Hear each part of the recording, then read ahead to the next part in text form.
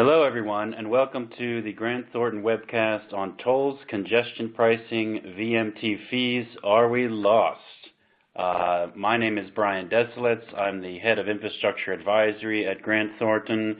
I'm joined, as always, by my co-host Naveen Lamba, head of our Smart Cities practice.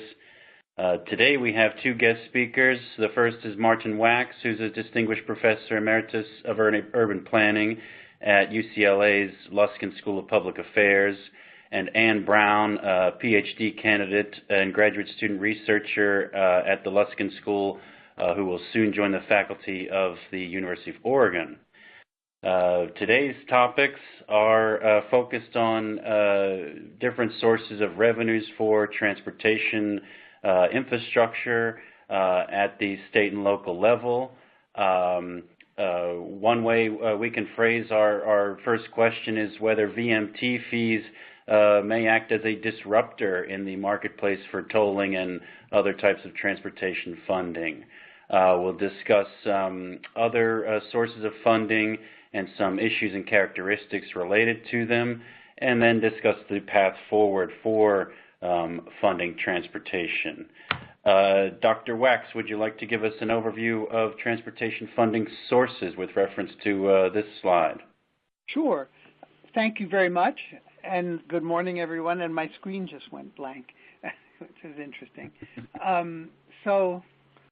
now it's back. Okay. So it's probably very well known to everyone who's listening that the federal gasoline tax hasn't been raised since the early 1990s, and more responsibility has been devolved to states and local governments for funding transportation. There's a division between reliance on user fees at the state and local levels and reliance on general revenues, such as sales taxes and property taxes. The map on the right shows the distribution of reliance of the states on local revenues. And as you see, the darkest colors are the states that depend most upon state-generated and local-generated revenues. And it's interesting to see that these are the states that contain the largest urban areas in the United States, the biggest trade centers, and that those which still rely most heavily upon federal money are in the middle of the country, mostly rural states, and it's not unusual that they have less revenue for transportation that's locally generated because they have fewer large metropolitan areas and less traffic congestion. And also, it's interesting that they're mostly the states which have interstate travel. So many of the trips through those states are bound for other places that originate at other places. The states which have the most dependence on local revenue, it's kind of a division between different approaches. Of course, the most common until now has been the rise or increase in some of those states of local or state gasoline tax revenues and diesel tax revenues by raising the per gallon fee. But those do not keep pace with inflation, and they do have to be raised every few years, and there's often political resistance to that. There's also an increased interest in many of these states in local option sales taxes, which we'll be talking about later, a general tax that has been growing quite a bit. And then finally, the last thing I'll mention before we move on to local option sales taxes is that there's growing interest in mileage-based user fees or direct user charges or whatever you want to call them, but the use of monitoring of travel and charging per mile driven. I think Ann will now comment on the local option sales taxes, which is an area in which we've been doing research here at UCLA for quite some time. Sure. So I'm going to focus a little bit on California today, but it is important to note that these local option sales taxes are rising across the country. So in 2016, there were 62 local option sales taxes at the county and city level across the U.S. 14 of those were in California, and our research on California is partly due to the fact that it's a very long history of these local option sales taxes. The first one was passed in 1976, and over time we've really seen a growth in these different local option sales taxes, which are placed before voters at the ballot box. In California, measures actually need to achieve a 2/3 supermajority, so 66% of vote support in order to pass. And despite this, we are seeing more counties put measures onto the ballot and quite high success rates. So about 2/3 have passed, even though it has this very high bar for passage. So the graph on your right shows the trends in California over time in terms of the total number of measures put on the ballot, as well as the passage and failure over time. And I'll note that we're seeing this rise in the total number of measures, and this includes both new counties that are for the first time putting measures onto the ballot, as well as counties that have put previous measures onto the ballot and are now putting additional ones or measures that renew previous measures, as the majority of them do expire after 20 to 30 years, some 40, but very few are permanent taxes imposed. They're pretty unique, each measure. They account for the diversity of the counties in California and the differing geographies and modes in them. And the most common mode that is funded is roads, so highways and also local roads and local returns for counties to use as they see fit. They also, though, fund transit, so transit is quite well funded, typically over the level of commute mode. But they also fund quite a number of other things, such as travel for seniors, such as safe routes to school, and bike and pedestrian travel. So again, this does depend very much on the unique measure and the county in question. The last thing I'll mention is that we've been doing quite a bit of research on the regressivity of these measures and these taxes. Sales taxes in general are regressive, meaning that low-income households spend a higher share of their income on sales taxes relative to higher-income households. And these are really a remarkable shift away from the history of how transportation has been funded. So instead of just being based on who's using the transportation system, it's now expanding onto all users. So they've been led to these being termed doubly regressive to many extent because they are expanding to the base at which of who is being imposed with these taxes. So, Naveen, yes. So thanks, Marty. As Martin, you said that you were describing that how much of the nation's transportation infrastructure is funded through the gas tax, and the gas tax. There's a federal component to it, and there's a local component to it, as you were saying, and that has been over the last several decades an excellent proxy for vehicle use. So, depending on what wear and tear my vehicle causes on the road, I pay a tax proportional to that because, number of miles I drive is sort of proportional to how many gallons of gasoline I've bought. But the problem with that recently, that there's starting to become a little bit of a disconnect between using gasoline as a proxy for vehicle use. Because as we have more and more of hybrids and now several electric vehicles and other alternate fuel vehicles, those vehicles no longer consume gasoline or consume very little of it. So they are paying much less in terms of what they should be paying for their travel and their wear and tear they cause on the infrastructure because they are no longer paying that gasoline tax. So to sort of restore that that balance, that everybody pay their fair share of the wear and tear they cause on the roads, there's an increasing interest in looking at alternate ways of collecting that fee or a tax. And it's not a new fee. It's going to be a replacement to the gas tax. So you just pay based on how many actual miles you travel, and based on that you are assessed a fee. And in some cases it may be a bit more. In some cases, it may be a bit less. But the idea is it'll be similar to what we all pay today as a gas tax. It's just a different mechanism to measure use. Instead of using the number of gallons of gasoline, we're going to use the actual miles measured.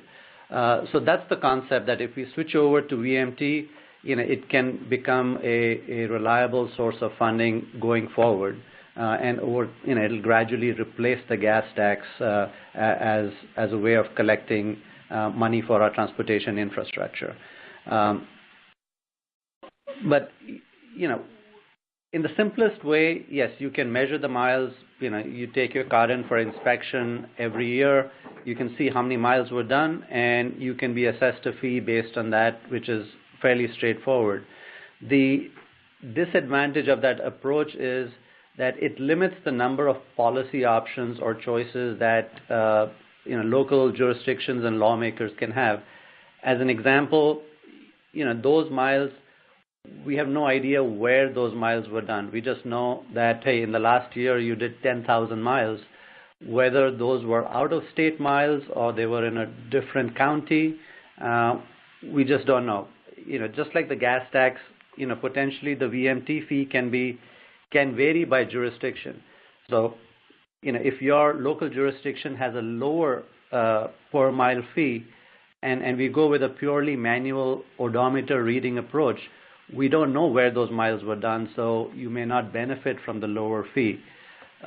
Similarly, interstate roads could have let's say they are 1.2 cents per mile, and smaller local roads could be cheaper.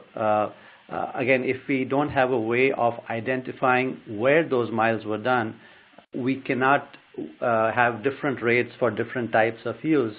And that's where, if we explore other mechanisms where, let's say, there's a GPS functionality associated with measuring those miles, so we have an idea of where those miles were done, then you could benefit from potentially lower fees if your jurisdiction is lower fees, or you travel only on local roads and so on and so forth.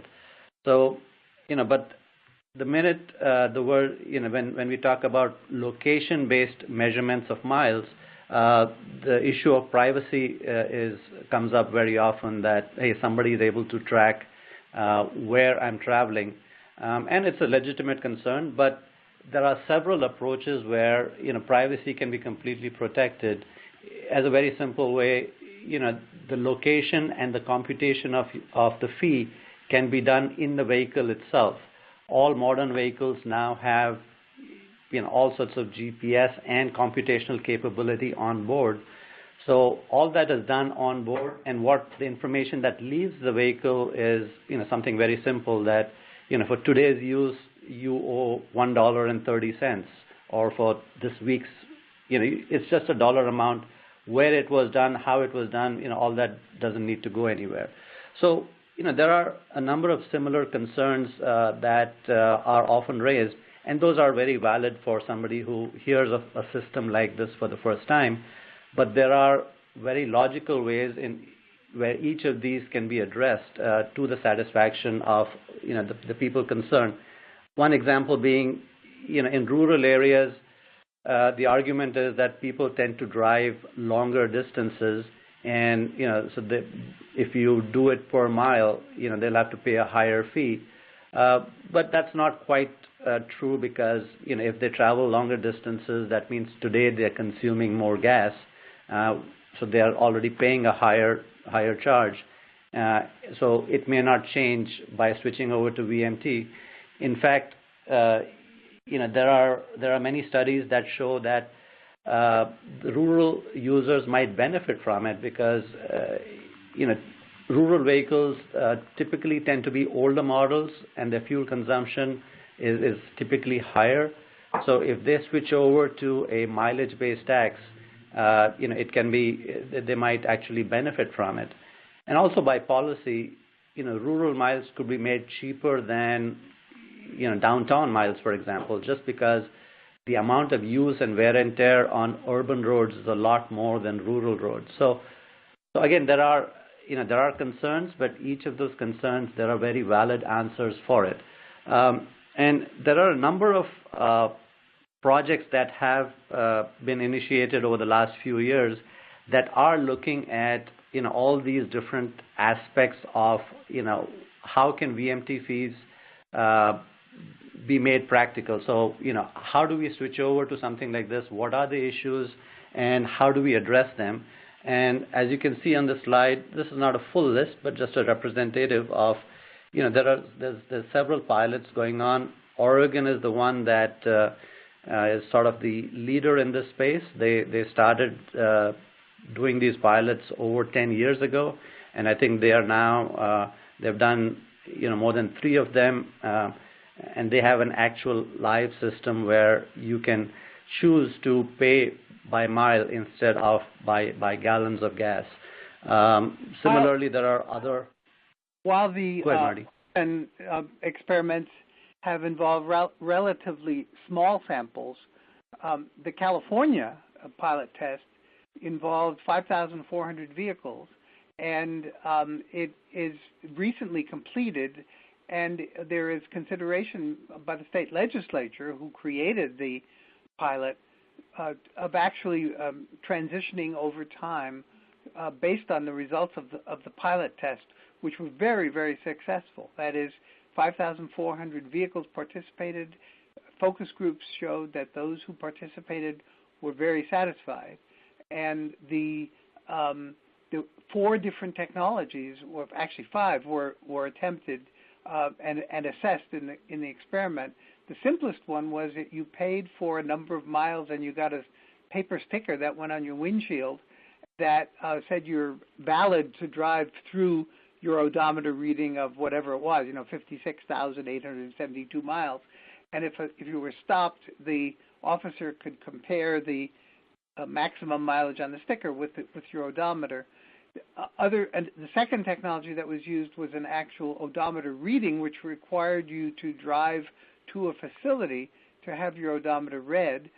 And several people who started with that option actually switched to a higher tech option because they found the trip to the odometer reading to be onerous.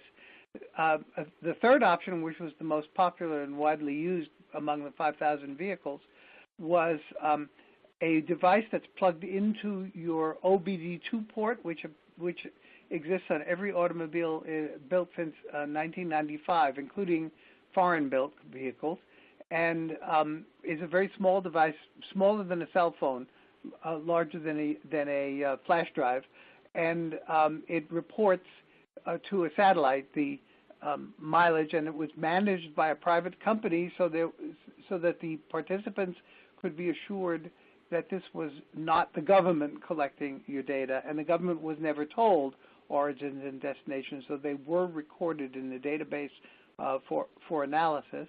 And then the last 2 options were the use of cell phones, where you would have to turn on your cell phone in order to participate, and that was reasonably popular. And the final one was using the built-in vehicle telemetry.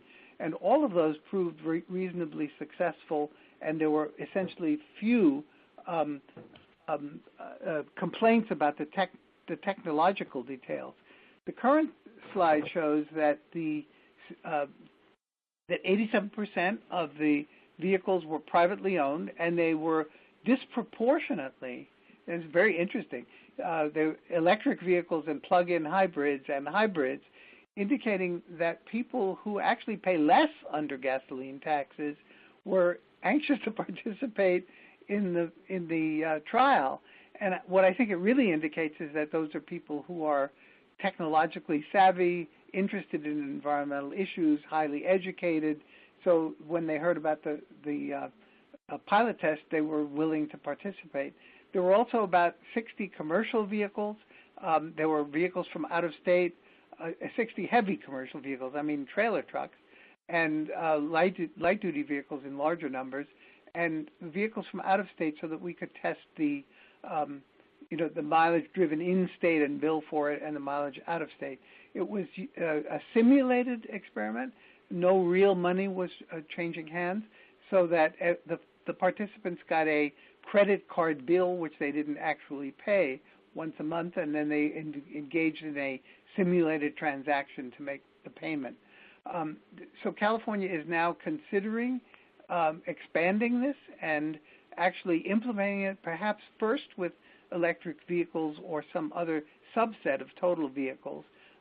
And the recommendations were conveyed to the state legislature at the end of 2017, and the legislature has backed off on doing anything right now because it just increased the state gasoline tax by 12 cents a gallon and the diesel fuel tax by 20 cents a gallon, and sort of waiting for the effect of that on the electorate to wear off a little bit before taking other high-profile actions. We could move on to the next slide, I think.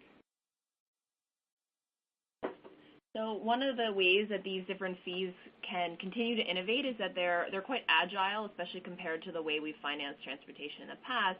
So the gas tax is a pretty blunt instrument in terms of how it can be allocated and adjusted. It can't be necessarily adjusted over space and time like the VMT fee. So a VMT fee can proxy fuel consumption like the gas tax does. It can vary by vehicle size, weight, and also the number of passengers, which cities are increasingly interested in as we think about shared technologies and shared modes, for example. So the VMT fee can be adjusted to meet a number of different policy goals, city goals, regional goals, et cetera.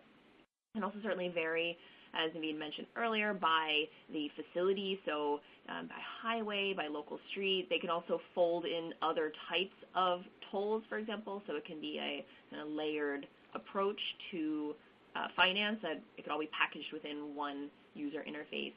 And again, can certainly vary to mitigate congestion or manage congestion, so varying over times of day or places as well. There are a number of rationales for local VMT fees, but in general they are similar to other taxes. And again, as we've mentioned earlier, are proposed as a replacement to the gas tax rather than a supplement.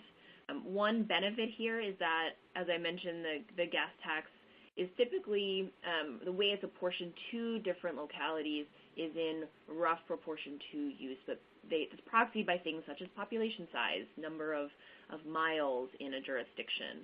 And with a VMT fee, because of the technology, we have the ability to really pinpoint where that travel is happening. So in other words, rather than proxying where we think travel is happening, to reapportion the funding from the VMT fee to places where it's actually happening. So being much more specific about where the costs are, where the burdens of this travel are happening, where the wear and tear is happening, and actually funding those specific places. And the last thing I'll mention really quickly is that this is a way for cities, localities, regions, et cetera, to essentially be part of this ever-devolving transportation system. So we're seeing over time decreasing funding at the federal level and increasing reliance on these local. And I would add that there's also growing interest in partnerships among states, so that a single system might be used in an entire region and the funds apportioned to the states based on the travel in those states, rather than having each state use something different. I think right. So, as we talked about, there are many aspects of this that need to be studied, and there's alternate ways of doing different portions of how do we go about implementing a VMT system.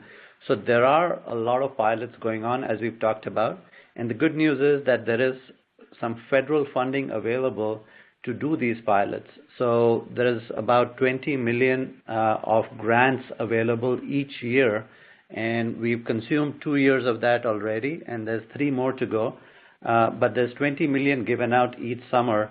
So this year's round, the announcements for the grants should be coming out in the next month or so, and then the grant applications will be due later in the summer. And a number of pilots that we talked about earlier, they've all received funding in various shapes and form from this program, and there are some predecessor ones. But for everyone interested, there is money available to look into how do you test various issues here. And as Martin was saying, there are So for example, there's a Western RUC, which is the Western Road User Charging Consortium. It's a whole set of states that are looking at the problem collectively, and as they study various parts of the program, they can all share in the results and learn from doing it once. That way, the money goes a lot further instead of everybody repeating. Similarly, on the Northeast, the I-95 Corridor Coalition, a few states have gotten together and they're studying, cross-jurisdiction issues where, the states are very small. People live on one side of a border, work on the other side. What are the implications there, and so on. So a lot of the pilots up to this point have focused on the, how do you measure use, how do you assess a charge, and how can you collect the money. And I think there's interest in looking at the other side of the equation also, that once money has been collected, how do we then distribute it to all the different parties that have claim to that money? So, just like the gas tax, there is a federal portion of the gas tax, there is a state portion, and occasionally there's a local portion of the gas tax also. So similarly, for every dollar collected through a VMT fee, where does all that money go, and how do we manage that distribution of it?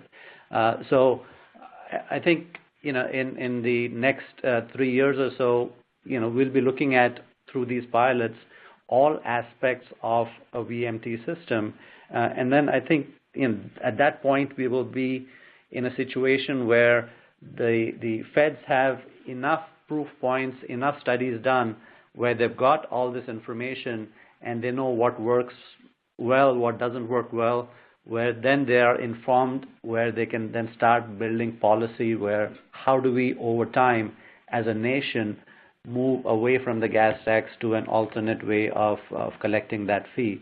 Naveen, I'd like to add one dimension to this discussion. Everything you said is right, but I think that one of the values of these pilot tests is to familiarize citizens with the approach. In focus groups that I've participated in all across California, not outside this state, when people are told about a mileage-based user fee, their first reaction is that it's a horrible idea, that they hate the idea that the government will know where they travel, that they don't want to participate in such a program. But most of these people don't even know how they pay for roads now and don't know how much the gas tax is and how it will subside in value over time. And when explained in just 5 minutes or less, opposition turns to, well, that seems reasonable and maybe it's worth trying. So one of the real values to me in our society of these pilot tests is that it familiarizes citizens with the concept and breaks down resistance to it. Frankly, I think all of the pilot tests have succeeded technically, but their real value is that they're making people see this as a rational option. Absolutely. No, that's very, very valid. And, the technology, it's hard, but it's doable. But many times, it's convincing, citizens, residents that this is something that makes sense and should be done. Similarly with lawmakers, they have a lot of questions also. And very interestingly, in a number of these pilots, there have been lawmakers that have participated to understand how the system works, and they've come away very impressed, and they see the validity of this approach. So I think it's something that will keep increasing in terms of people becoming aware of it, and we'll get all the answers. We'll get to all the answers, and over time, I think this is a system where we will switch from the gas tax. It's also very interesting to see the technology start to catch up with increasing trends in tolling and discussions about congestion pricing in this major cities. And the current administration's focus on, transferring more responsibility for funding to state and local governments. So it's perhaps a perfect storm for VMT fees. I'd like to thank all of our speakers today. I thought this was a great session, and I'd like to invite everyone else to join us next time. We'll be looking at the Los Angeles Metro and its funding solutions to see if this is perhaps a model for the nation. Our guest speaker will be Lan Sadat Najadi, who was the executive officer of the highway program at LA Metro. So please join us next time, and thanks everyone. Thank you.